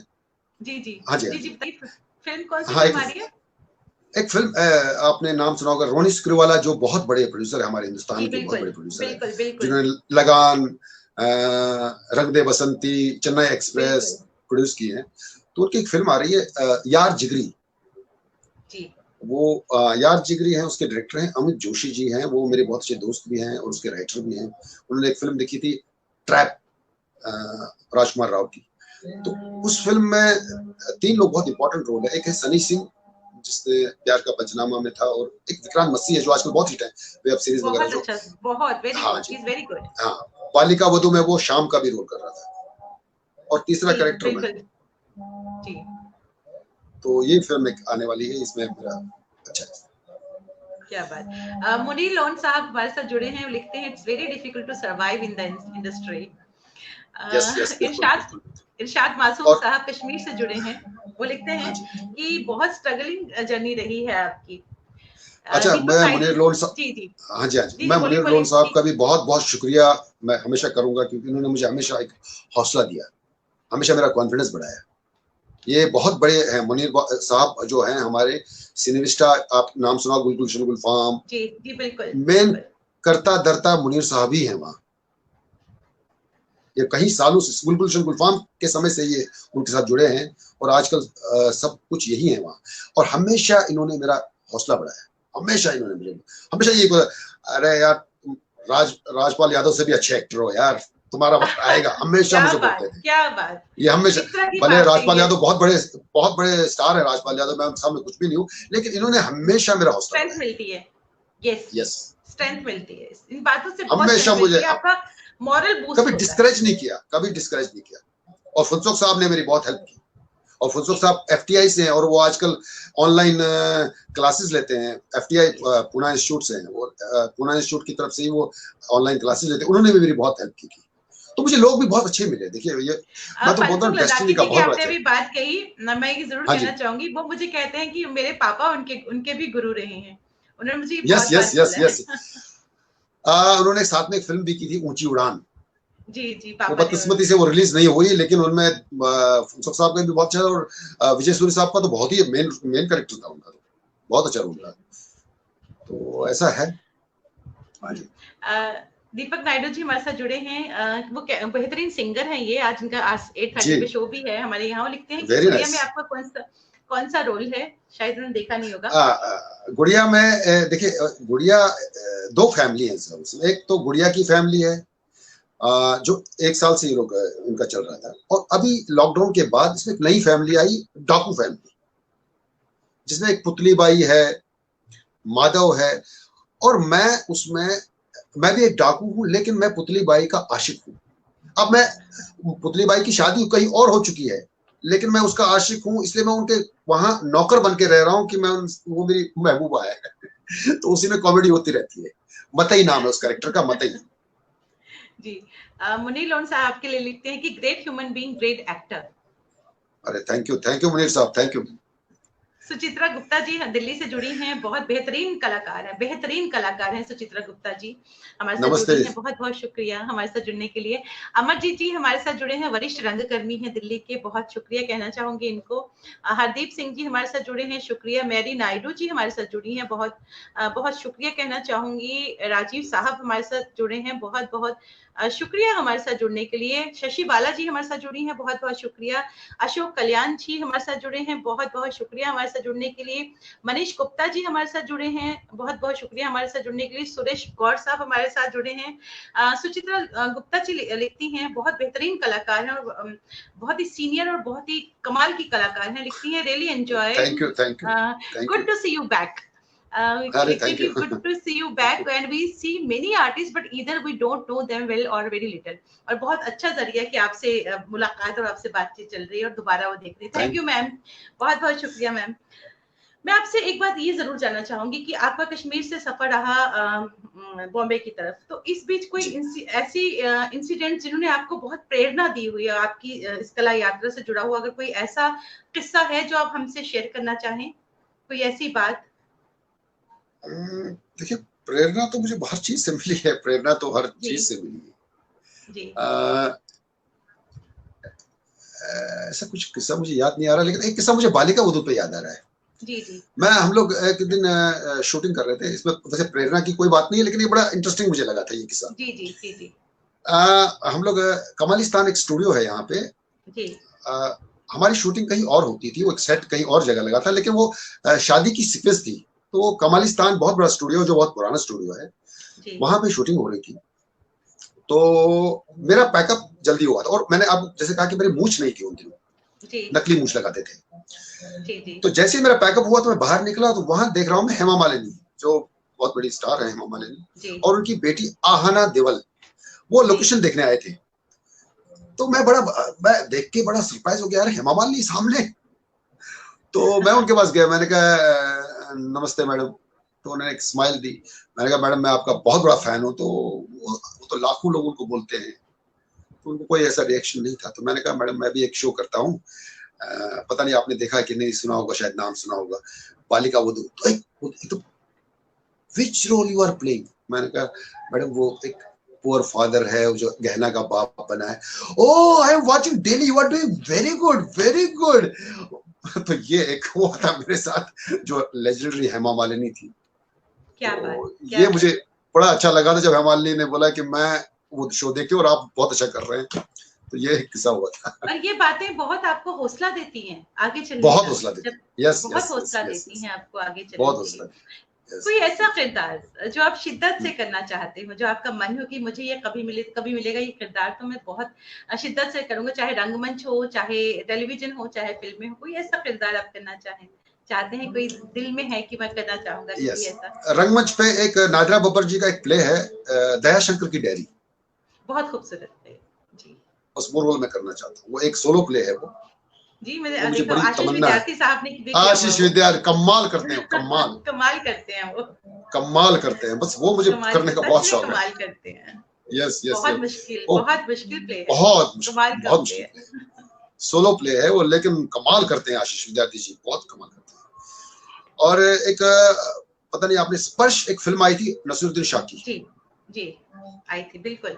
बस उस टाइप का रोल करने का मुझे बहुत मेरी दिली इच्छा है।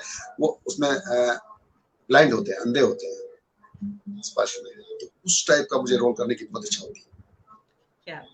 क्या बात। करे आपकी जल्दी ये इच्छा पूरी हो जाए, क्योंकि आप खुद एक बेहतरीन कलाकार है। और सबसे बड़ी बात, जैसे हम जब आपस में बात कर रहे थे कि सबसे जरूरी ये बात होती है जो बहुत ही सहज हो, बहुत ही सरल हो और एक बहुत ही अच्छा इंसान हो, वही एक अच्छा कलाकार बन सकता है। ये बात बिल्कुल मेरा यही मानना है, बिल्कुल सही बात है, बिल्कुल सही। मुझे लगता है एक्टर, अगर अच्छे एक्टर के लिए मुझे लगता है पहले आप अंदर से अच्छे होने चाहिए। आपके अंदर कोई भी छल कपट, जितने भी मुझे लगता है ये अच्छे कलाकार होंगे वो सब अच्छे होंगे, 100% अच्छे लोग होंगे। अब हमारा देखिए थोड़ा सा प्रोफेशनली थोड़ा सा हमको कभी कभी रूड होना पड़ता है लोगों को। लोग हम मुझे बहुत ऐसे लोग मिलते हैं बहुत रूड होते हैं, लेकिन वो रूड होते नहीं है, वो बनना पड़ता है। कभी मैंने बहुत लोगों के साथ काम किया तो कभी कभी मैंने बड़े एक्टरों को देखा बहुत रूड होते हैं, लेकिन मुझे नहीं लगता कि रियल लाइफ में वो रूड होंगे। वो प्रोफेशनली कभी कभी उन्हें ऐसा बनना पड़ता है, नहीं तो उनके साथ वो मतलब वो ज्यादती होगी। बिल्कुल, तो बिल्कुल। अच्छे इंसान ही मुझे लगता है एक अच्छे कलाकार बन सकते हैं। मैं ये जरूर आपसे जानना चाहूंगी कि बहुत सारे ऐसे यंगस्टर्स होते हैं जो थोड़ा सा जिन्होंने काम कर लिया और उनका सपना रहता है कि हम मुंबई जाना चाहेंगे, तो आप उनको क्या टिप्स देंगे? जो कलाकार, young performers, young theatre artist Mumbai आना चाहते हैं, आंखों में सपने लिए, आप उनको क्या कहना चाहेंगे? मैं तो यही कहूंगा कि सबसे पहले तो एक जुनून होना चाहिए, शौक होना चाहिए। ऐसे टेम्पररी शौक बहुत लोगों में मैंने देखा है कि वो बस फॉर ग्रांटेड, चलो एक ट्राई मारते हैं, वो ट्राई वाला काम नहीं है ये। चलो एक बार देख लेते हैं यार, 1 महीने 2 महीने देख लेंगे, उसके बाद देख, तो वो मुझे नहीं लगता वो लोग कामयाब हो सकते। और शायद बहुत लोग इस मेरी बात से सहमत नहीं होंगे, लुक और लक का बहुत बड़ा खेल है। मैं आपको उसका एक उदाहरण दे सकता हूँ, जैसे नेशनल स्कूल ऑफ ड्रामा या FTI। National school of drama जो 1959 में जिसकी स्थापना हुई थी, उसमें हर साल 22 लोग वहां से निकलते हैं। और नेशनल स्कूल ऑफ ड्रामा में एडमिशन उन्हीं लोगों को मिलता है जो बहुत ज्यादा टैलेंटेड होते हैं। वहां हजारों लोग ऑडिशन के लिए आते हैं नेशनल स्कूल ऑफ ड्रामा, लेकिन उन्हीं 22 लोगों को एडमिशन मिलता है जो जिन्होंने अपने गांव में, अपने शहर में बहुत सारा काम किया होता है, जिन्होंने अपने अच्छे अच्छे प्लेस किए होते हैं, उसके बाद वहां एडमिशन मिलता है। फिर उनको 3 साल उनको ट्रेन किया जाता है। अब आप सोचिए, 3 साल पहले ही वो ऑलरेडी टैलेंटेड होते हैं, उसके बाद 3 साल के बाद वो बाहर आते हैं, तो बहुत सारे लोग उसमें से बॉम्बे आते हैं। लेकिन उसके बाद आप कितने लोगों को देखते हैं कि वो बहुत बड़े स्टार हो गए या फेमस हो गए? क्योंकि मैं फिर से ये कहूंगा कि शायद बहुत लोग इस बात से मेरे सहमत नहीं होंगे, लुक और लक। अब लुक में लोगों को बड़ी कंफ्यूजन होता है कि लोग मुझे कहते हैं यार नसीरुद्दीन शाह का कौन सा लुक है, ओमपुरी का कौन सा लुक है, नवाजुद्दीन का कौन सा। नहीं, मेरा ये मानना है कि लुक का खेल तब तक है जब तक आप सक्सेसफुल नहीं होते। जब तक आप सक्सेसफुल नहीं होते तब तक आप जो लगते हैं आप वही रोल करेंगे। अब आप नसीरुद्दीन शाह, ओमपुरी या नवाज की पहली फिल्में देखिए, झोपड़पट्टी वाले, चाय वाले, चोर, पॉकेट मार, वही रोल मिले हैं उनको। सक्सेसफुल होने के बाद नवाजुद्दीन आजकल सूट पहन के भी आता है, विलन बन के भी आता है। नसीरुद्दीन शाह भी आप देखिए बड़े बड़े अमीर आदमी बन के आता है, लेकिन पहले की फिल्में आप उनकी देखिए, वो लुक। अगर एक कास्टिंग डायरेक्टर को एक किंग चाहिए तो आप किंग लगने चाहिए, अगर उसे एक चोर चाहिए तो वो चोर लगना चाहिए। लुक मतलब वो कैरेक्टर में कुछ डिफरेंट होना चाहिए। जैसा मैं अपना बोल रहा हूं, मैं बहुत साधारण सा लुक है, मुझे बहुत मुश्किल होता है कास्टिंग वाले को। ये तो मेरा लक, मैंने लुक और लक अच्छा था कि मुझे बालिका वधू मिला, और बालिका वधू इतना हिट सीरियल था कि लोगों को लगा, और उसमें NSD के लोग ज्यादातर थे, जैसे सुरेखा जी NSD, वो सत्यजीत NSD, अनूप सोनी, तो लोगों को लगा मैं भी शायद NSD वाला हूँ। तो उसके बाद लोग मुझे सीरियस लेने लगे। नहीं तो अगर मुझे बालिका वधू मैं नहीं किया होता तो आज भी वो हवलदार, वॉचमैन, यही रोल मिल रहे होते। तो लक और लुक बहुत इंपॉर्टेंट है, इसलिए हर आदमी को जिसको शौक है उसे एक बार बॉम्बे में अपनी किस्मत आजमानी जरूर चाहिए। जब किशन बान जैसा एक्टर बन सकता है तो कोई भी बन सकता है, बस वो जुनून चाहिए, वो पैशन चाहिए, ये मेरा मानना है। पैशन होना बहुत जरूरी है, डेडिकेशन पैशन होना बहुत जरूरी है। देखिए इसको पागलपन जो होता है वो होना बहुत पागलपन चाहिए, पागलपन चाहिए कि मुझे करना है तो फिर यही करना है, फॉर ग्रांटेड नहीं, चलो देखते ट्राई, वो नहीं चलेगा, आपको फिर यही करना है। मैं आपको अपनी मिसाल देता हूं, जिसको कुछ नहीं आता था, ना कोई एक साधारण सा दिखने वाला, सिर्फ मेरे पागलपन की वजह से, नासमझी और नासमझी भी कभी कभी काम करती है। अगर मैं उन दिनों समझदार होता तो शायद मैं मैं कदम नहीं उठाता। कभी कभी आपकी इग्नोरेंस 400 रुपए लेकर आप मुंबई पहुंच गए। कभी कभी ना समझी भी आपकी बहुत कुछ काम कर देती है। बहुत ज्यादा इंटेलिजेंट होना भी गड़बड़ है। मुझे लगता है बहुत ज्यादा समझदार होना भी इस लाइन के लिए बहुत गड़बड़ है, क्योंकि वो कैलकुलेशन करेगा हर चीज में। जो बहुत ज्यादा समझदार होगा, बहुत ज्यादा इंटेलिजेंट होगा, वो हर चीज को कैलकुलेट करेगा, तो उसके लिए थोड़ा सा मुश्किल होगा ये। तो इसमें आपको बहुत ही पागलपन चाहिए, दीवानगी जिसको कहते हैं एक्टर बनने के लिए। और मुझे लगता है दुनिया का सबसे मुश्किल काम एक्टिंग है।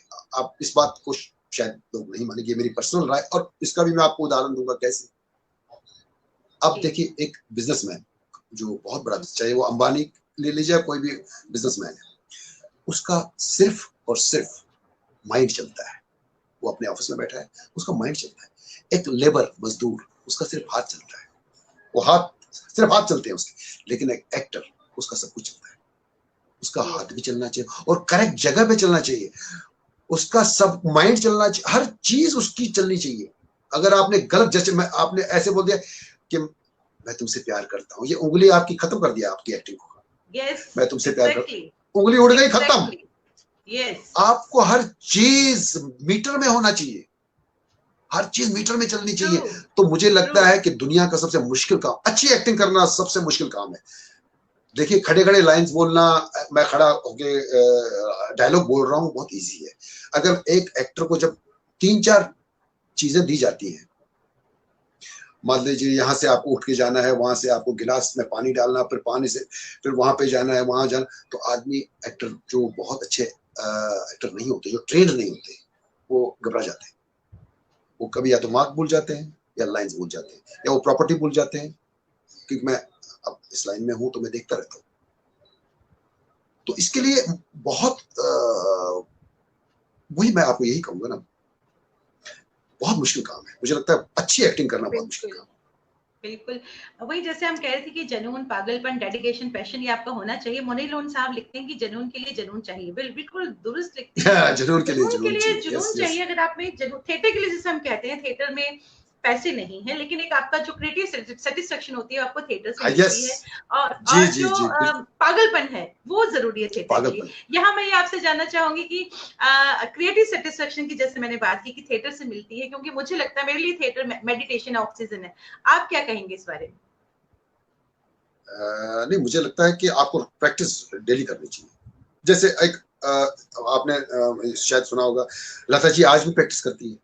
लता मंगेशकर, लेजेंडरी लता मंगेशकर, मैं तो सरस्वती उनको बोलता हूँ। मैं आपसे ये जानना चाह रही हूँ कि आपके लिए थिएटर क्या है? आप थिएटर को कैसे, आप रंगमंच से जुड़े हैं, आप टेलीविजन, यस, ये जानना चाह रही थी। ऑक्सीजन, मैंने आपको एक ही शब्द बोला, ऑक्सीजन। थिएटर ऑक्सीजन, इसमें सब कुछ आ गया, सब कुछ। बिल्कुल, इसमें सब कुछ आ गया। सुचित्रा जी लिखती हैं, हम दयाशंकर की डायरी की बात कर रहे थे। सुचित्रा गुप्ता जो एक बहुत बेहतरीन कलाकार हैं, दिल्ली रंगमंच की, दिल्ली के टेलीविजन, दिल्ली की वो कमाल की कलाकार हैं, लिखती हैं और वरिष्ठ हैं। लिखती हैं कि Ashish Vidyarthi was my student at Delhi university in history department, and Vishal Bhardwaj, Imtiaz, they were also very close in contact with me, and they were, ma'am जो सुचित्रा जी हैं, ये दिल्ली यूनिवर्सिटी में हेड ऑफ द डिपार्टमेंट भी रही हैं। ग्रेट। नमस्ते मैम। बहुत कमाल की कलाकार है। शहजाद हुसैन साहब कश्मीर से हमारे साथ जुड़े हैं, बहुत बहुत जी। शहजाद साहब को मैं जानता हूँ, उनको जानता हूँ। शहजाद साहब मेरे बहुत अच्छे दोस्त हैं, बहुत बेहतरीन इंसान भी हैं और कलाकार भी हैं। अय्याज आरिफ साहब बिल्कुल सही लिखते हैं कि थिएटर इज ऑक्सीजन। बिल्कुल, थिएटर ऑक्सीजन है। डॉक्टर सरला मेहता जो एक बेहतरीन कलाकार हैं, डॉक्टर भी हैं, बहुत खूबसूरत। मैम बहुत बहुत शुक्रिया हमारे साथ जुड़ने के लिए। मैं ये आपसे जानना चाहूंगी, आपने इतना काम किया, आपके फेवरेट डायरेक्टर की अगर मैं बात करूं तो कौन है? किनके साथ आप काम करना चाहते हैं? आपके ऐसे कौन से फेवरेट डायरेक्टर हैं जो आपको बहुत अच्छे लगते हैं और आपका बहुत मन है कि मैं इनके साथ कभी एक दिन जरूर काम करूंगा? और यहाँ पे आपसे फेवरेट फिल्म के बारे में भी पूछना चाहूंगी जी। अभी नई फिल्मों में तो फेवरेट फिल्म है मेरी 3 इडियट्स, जो मुझे बहुत अच्छी लगी। आमिर खान साहब की थी, राजकुमार हिरानी जी डायरेक्टर थे।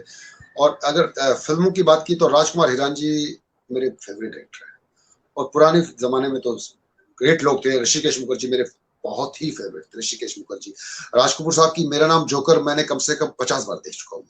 मेरी फेवरेट फिल्म है मेरा नाम जोकर। और थिएटर में मुझे के रैना जी बहुत अच्छे लगते हैं। मैं उनके साथ हमेशा काम करना चाहता हूँ। कमाल की। थिएटर में मुझे लगता है के रैना जी बहुत ही अच्छे डायरेक्टर।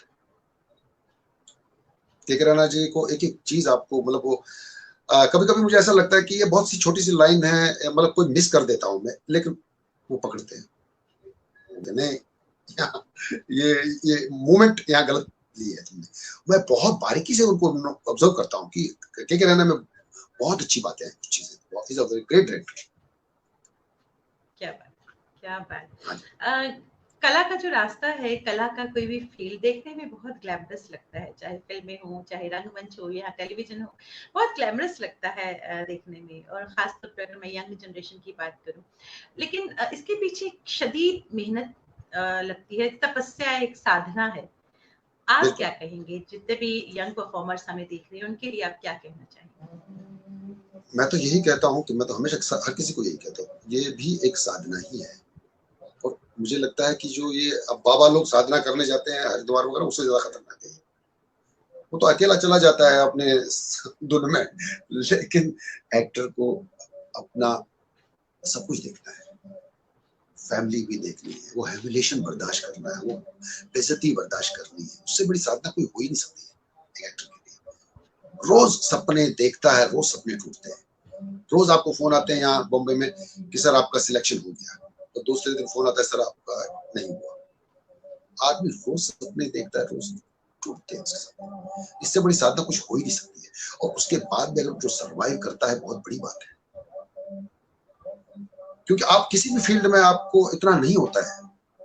यहाँ आप रोज सपने देखते हैं, आपको लगता है बस अब मैं स्टार हो गया, तो फिर पता चलता है कि नहीं यार, कुछ नहीं। वो ग्रेट लोग हैं जो स्टार हो जाते हैं, जो बहुत बड़े लोग होते हैं। और लेकिन वो भी कोई साधु संत ही हो रहे होंगे पिछले जन्म में, 100%। बहुत बड़े संत सन्यासी साधु जिन्होंने इतने बड़े पुण्य कर्म किए होंगे, जो आज इतने बड़े नाम है जिनका, जिन्हें पूरे वर्ल्ड जानता है, वो बहुत पुराने, मुझे लगता है बहुत बड़े संत रहे होंगे पिछले पहले। ये बहुत ज्यादा तपस्या का काम है। क्या बात। हमारे साथ प्रतिमा कानन मैम जुड़ी हैं, बेहतरीन कलाकार हैं। नमस्ते प्रतिमा जी। तो बहुत बहुत शुक्रिया मैम हमारे साथ जुड़ने के लिए। आजकल इनके भी बहुत ही खूबसूरत इनका सीरियल आ रहा है जिसमें बिल्कुल कॉमेडी करती है, ये भाभी जी घर पे हैं। कमाल की एक्ट्रेस है प्रतिमा, कमाल की। अय्याज साहब, कलन जी मेरे बहुत अच्छे दोस्त है, इनके हस्बैंड कलन जी मेरे बहुत अच्छे दोस्त है। प्रतिमा जी बहुत कमाल की अदाकारा है, कमाल की अदाकारा है। बहुत अच्छी, बहुत जी जी। दिल्ली रंगमंच में एक बहुत बड़ा नाम रहा है उनका। जी जी जी जी। अय्याज शारिक साहब लिखते हैं कि के रैना जी और Ila Arun ji is great combination so for as theatre is concern. बिल्कुल, as for theatre is concern they are both are great, they both are great. Hardeep Singh ji लिखते हैं सुपर्ब। मैं ये जानना चाहूंगी, हमने ट्रेनिंग की बात की, आपने अभी एक बात की थी ट्रेनिंग को लेकर, तो ट्रेनिंग आपको लगता है कि एक्टिंग के लिए ट्रेनिंग जरूरी है, या आप चीजों को देखकर, चीजों को समझ के भी आप एक्टिंग कर सकते हो, या ट्रेनिंग करना बहुत जरूरी है? ट्रेनिंग करना, ट्रेनिंग देखिए, ट्रेनिंग या तो एक इंस्टीट्यूट से आप ट्रेनिंग लेते हैं, या थिएटर भी तो एक ट्रेनिंग ही है। अगर आप थिएटर ज्वाइन करते हैं तो वो भी बहुत बड़ी ट्रेनिंग है जी। लेकिन देखिए, मैं ये कहूंगा कि ये मेरा एक्सपीरियंस है, नेशनल स्कूल ऑफ ड्रामा ये आपको एक्टर नहीं बनाता है, आपको पॉलिश कर, आपके एक्टर आपके अंदर ही होता है, लेकिन आपको फुल कॉन्फिडेंस देता है। जब आप 3 साल के बाद वहां से निकलते हैं, आपके सबकॉन्शियस में ये रह जाता है कि मैं पढ़ा लिखा एक्टर हूं, वो कॉन्फिडेंस ही काम करता है। यहाँ बहुत सारे लोगों को मैं देखता हूं जो बहुत हैंडसम होते हैं, लेकिन 5-6 लाइनें अगर उनको देते हैं तो वो कैमरे के सामने हड़बड़ा जाते हैं, नहीं बोल पाते। लेकिन जो एनएसजी का एक्टर होता है वो इतना फुल ऑफ कॉन्फिडेंस होता है, वो बोल लेता है, क्योंकि उसको इतना ट्रेन किया जाता है। एक्टर पता नहीं बनाते हैं कि नहीं बनाते हैं, लेकिन कॉन्फिडेंस इतना उसके अंदर डाल देते हैं। बस एक्टिंग में कॉन्फिडेंस का ही खेल है। देखिए, अगर आप एक पान वाले, चाय वाले को भी लाइंस याद कराएंगे, शायद दूसरे दिन वो भी बोल देगा, लेकिन वो कॉन्फिडेंस नहीं ला सकता है। तो कॉन्फिडेंस आपको एक इंस्टीट्यूट, थिएटर बहुत जरूरी है इसके लिए। आपको मतलब बहुत लोग ऐसे ही आते हैं, चलो ट्राई मारते हैं, तो पहले भी अच्छा, ये कुछ काम ना देखने में बड़े इजी लगते हैं, जैसे क्रिकेट जब हम देख रहे होते हैं तो हमें बहुत इजी लगता है। सेम एक्टिंग भी ऐसी है, हमको देखने में, अरे ये सलमान खान ने ये डायलॉग बोला है तो मैं भी बोल सकता हूँ, ये लगते बहुत इजी है लेकिन बहुत मुश्किल। और मैं यही फिर से कहूंगा, अच्छी एक्टिंग करना, लाइंस बोलना, खड़े खड़े लाइंस तो मैं भी बोल रहा हूँ, लेकिन अच्छी एक्टिंग करना बहुत मुश्किल है। अगर मैं वही फिर से कहूंगा, 3-4 बिजनेस अगर एक एक्टर को दिया जब जाता है, उसके साथ फिर एक्टिंग करना बहुत मुश्किल है। खड़े खड़े डायलॉग बोलना है, सोफे पे बैठ के, कुर्सी पे बैठ के डायलॉग बोलना बहुत ईजी है, लेकिन आप बड़े एक्टर को देखिए उनके बिजनेस को कैसे काम करते हैं। तो इसलिए उसके लिए ट्रेनिंग बहुत जरूरी है, उसके लिए थिएटर बहुत जरूरी है, बहुत जरूरी है थिएटर। मतलब मेरा यही कहना है कि आपको जब भी, अगर जो भी बॉम्बे आना चाहता है तो कुछ करके आना चाहिए, उसे पूरी तैयारी के साथ आना चाहिए, विदाउट बस मैंने शाहरुख खान या सलमान खान को देख लिया सिनेमा में कि मैं भी कर सकता हूँ, नहीं, इतना आसान नहीं है। आपको फुल प्रिपरेशन के साथ इस लाइन में आना चाहिए। बिल्कुल बिल्कुल। मैं आपसे ये जानना चाहूंगी, आपकी जो विरासत है, आपके पीछे जो आपकी बैकग्राउंड है वो पूरा आर्टिस्टिक है, चाहे आपकी मम्मी हो वो एक बहुत बड़ी कलाकार रही हैं, आपकी घर में आपके जो भाई हैं वो बहुत बड़े अच्छे म्यूजिशियन हैं, जेएनके में बहुत नाम है, चाहे बहनें हो रानी बहन का, क्योंकि मैंने उनके साथ काम किया, वो सीरियल्स किए हैं, तो she is wonderful actress and stage की हो या फिर बहुत अच्छी, उनकी आवाज भी बहुत खूबसूरत है। तो मैं ये जरूर आपसे जानना चाहूंगी कि आपकी इस जर्नी में आपकी सबसे बड़ी इंस्पिरेशन कौन रहे, और किससे आप इस जर्नी में सबसे ज्यादा प्रभाव आपका किसका रहा, आपका इस जर्नी में कौन कौन से लोग जो हैं आपकी आपसे जुड़े, और किसका आपने कहा कि इनका मेरी जिंदगी में सबसे बड़ा प्रभाव रहा है इस कला की जर्नी में, क्या कहेंगे? सबसे पहले तो आपके पापा रहे, सबसे पहले तो जिन्होंने मैंने पिछली बार भी यही कहा कि उंगली पकड़ कर उन्होंने सिखाया, बहुत कुछ मैंने उनसे सीखा, बहुत कुछ। और सबसे पहले मुझे एक बात उस दिन मैं शायद भूल गया था, विजय सूरी साहब जब मैं बॉम्बे आया था तो उनसे मैंने ये कहा था कि मैं बॉम्बे जा रहा हूँ, तो उन्होंने मुझे 3 चीजें बोला, ये कभी मत करना, शराब मत पीना,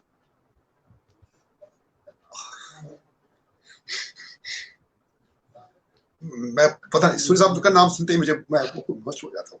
आप मेरे तो पापा हैं वो किशन भैया। पता नहीं मुझे, उन्होंने मुझे 3 चीजें बोली थी, कभी मत करना, जूनियर आर्टिस्ट कभी मत बनना, वहां बहुत तकलीफ होगी, क्या जूनियर आर्टिस्ट तो काम मिलते हैं वहां, जूनियर आर्टिस्ट के यहाँ आपको तब तो 500 रुपया मिलता था, वो कभी मत करना, चाहे भूखे रहो, जूनियर आर्टिस्ट मत बनना, फिर जिंदगी भर जूनियर आर्टिस्ट बने रहोगे। जूनियर्स आप पता नहीं समझते हो, क्राउड में, जो क्राउड में नहीं होते पीछे गांव वाले, बिल्कुल बिल्कुल बिल्कुल, तो वो कभी मत करना, और लड़की आशिकी वाशिकी मत करना जब तक, ये 3 चीजें मुझे, और ये 3 चीजें मुझे बहुत मेरी माइंड में हमेशा, जैसे वो फिल्मों में नहीं दिखाते आवाज आती है जैसे मैं आऊंगा ऐसे हमेशा वो 3 चीजें मेरे दिमाग में चलती रहती थी कि नहीं, जूनियर आर्टिस्ट नहीं बनना है, शराब तब तक नहीं पीनी है, लड़की के साथ आशिकी नहीं करनी, ये 3 चीजें जो सूरी साहब ने मुझे दी, इससे बड़ी बात क्या हो सकती। और फिर बहुत सारे मैं शायद लकी रहा हूँ, मुझे लोग बहुत अच्छे मिले, मुझे लोग अच्छे मिले, मेरे जो बिजनेस जिनके साथ मैंने काम शुरू किया था वो कुकी थे लंदन से, उन्होंने बहुत फुनसुख साहब ने मेरी बहुत हेल्प की, तो हमेशा मुझे लोग बहुत अच्छे, शायद इस मामले में मैं लकी रहा हूँ।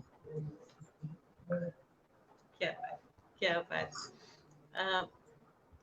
सुचित्रा जी लिखती हैं कि आप इस कार्यक्रम के जरिए हम एक दूसरे से जिनसे कभी नहीं मिले, कला के क्षेत्र से जुड़े जो मेहमान हैं उनसे यहाँ इस ग्रुप में मिल सकते हैं, ये बहुत बड़ी बात है। बहुत बहुत शुक्रिया मैम, बहुत बहुत शुक्रिया। राजेश वाधवा जी हमारे साथ जुड़े हैं, बहुत बहुत शुक्रिया हमारे साथ जुड़ने के लिए। काबुकी खन्ना जो एक ओपेरा सिंगर है इंडिया की, वो हमारे साथ जुड़ी है, बहुत बहुत शुक्रिया काबुकी हमारे साथ जुड़ने के लिए। तो मैं अब ये चाहूंगी, क्योंकि पिछली बार भी हमने आपसे बात की और बातों का सिलसिला तो चाहते ही खत्म ना हो, लेकिन लास्ट टाइम भी हमने आपसे बहुत बात की थी, वो इसके मद्देनजर जो हमारा नेटवर्क का इशू हुआ था उस वजह से हम नहीं कर पाए थे, वो हमने यहाँ पूरा किया। मैं ये चाहूंगी कि चलते चलते आप क्या कहना चाहेंगे, जितने भी लोग हमें देख रहे हैं, जिनमें यंग परफॉर्मर्स भी हैं, आप उनको क्या कहना चाहेंगे? बस मैं यही कहूंगा कि नए लोगों को यही कहूंगा कि एक बार बॉम्बे आपको अपनी किस्मत आजमानी आना जरूर चाहिए, लेकिन कोशिश ईमानदार होनी चाहिए। देखिए ईमानदार कोशिश बहुत इम्पोर्टेंट है। कुछ लोग बॉम्बे आते हैं लेकिन 4-5 दिन 10 दिन 20 दिन 1 महीने जाएंगे, स्ट्रगल करेंगे, फिर 1-2 महीने के बाद अपने रूम में सोए रहते हैं, क्योंकि एक महीने में हताश निराश हो जाते हैं, तो वो अपने से ईमानदारी नहीं करते। फिर वो बोलेंगे अब 1 साल तक मैंने बॉम्बे में था, मेरा कुछ नहीं हुआ, लेकिन वो उन्होंने ईमानदार कोशिश नहीं की, वो अपने साथ उन्होंने बेईमानी की।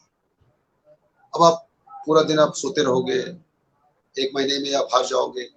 हारना नहीं, आपको इसमें जूझते रहना पड़ेगा, और बस यही है कि जो भी आए प्रॉपर तैयारी के साथ आए। थोड़ा सा मुश्किल काम तो है ही, लेकिन वही जुनून चाहिए और स्ट्रगल के लिए तैयार रहना बहुत जरूरी है, बहुत जरूरी। मेंटली आपको रेडी रहना चाहिए। जैसे आपने उस दिन बोला था कि जब आप गए तो आपने देखा कि 8 साल उदित नारायण जो आज बहुत बड़े सिंगर हैं, आपने देखिए 8 साल उन्होंने संघर्ष किया, तो संघर्ष से घबराना नहीं चाहिए, कोशिश करते रहना। बहुत लोग नवाजुद्दीन सिद्दीकी, मैं एक किस्सा आपको सुनाता हूँ। नवाजुद्दीन सिद्दीकी का एक शो आता था सोनी चैनल पे, जीत जाएंगे हम। उसमें तब मेरा बालिका वधू भी चलता था और मैं उसमें मुझे बुला रहे थे। उसमें एक गरीब बाप वो था, एक गरीब बाप मैं था, और नवाजुद्दीन सिद्दीकी इतना बेचारा एक हारा हुआ आदमी लग रहा था। एनर्जी तब उनको भी कम से कम 15-20 साल हो चुके थे, लेकिन हमको तब दिखता है जब वो आप हिट हो जाता है, उसके बाद दिखता है नवाजुद्दीन जैसा दुबला पतला आदमी कैसे यार हीरो बन गया यार। हमने उसकी पिछली जर्नी देखी नहीं होती, तो हम लोग साथ में काम करते थे और इतना वो मतलब हार चुका था। तो एक दिन मैंने उसको कहा कि यार क्या चल रहा है तुम्हारा? बोला यार एक फिल्म आ रही है मेरी पिपली लाइव, लेकिन यार उसमें हीरो कुछ खास नहीं है, पता नहीं चलेगी कि नहीं चलेगी। तो बड़ा मायूस सा आदमी लगा था, तो मुझे भी ऐसा लगा था इसका बेचारे हमेशा नेगेटिव बहुत बोलता था कि उसको बहुत हार चुका था, हताश हो चुका था। तो मुझे लगा इस बेचारे का क्या होगा यार, लेकिन अब देखिए किस्मत का भी खेल है, लेकिन उसकी तपस्या भी थी। उसको भी 15-20 साल हो चुके थे बॉम्बे शहर में, और एक दिन अचानक, और ये भी मेरे सामने की बात है, एक हम लोग शूटिंग कर रहे थे, उसको एक फोन आया।